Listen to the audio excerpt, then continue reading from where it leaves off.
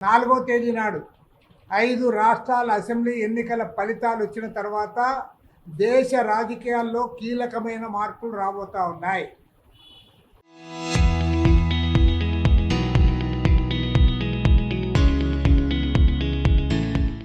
ఎందుకంటే ఈ 5 రాష్ట్రాల అసెంబ్లీ ఎన్నికల్లో ప్రజలు బీజేపీ ఓడిపోవాలని కోరుకుంటా ఉన్నారు.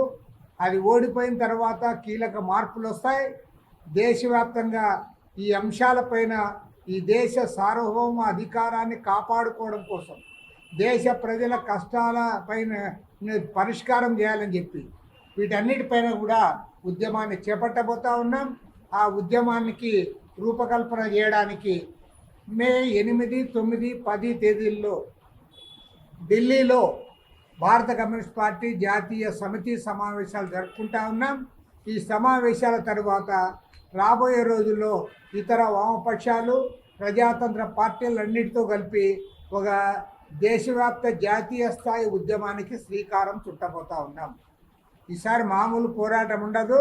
జాతీయ స్థాయిలోనే పెద్ద ఎత్తున మొత్తం అన్ని రాష్ట్రాల్లో కూడా ఈ నరేంద్ర మోడీ బీజేపీని గద్దె దించే కార్యక్రమానికి రూపకల్పన.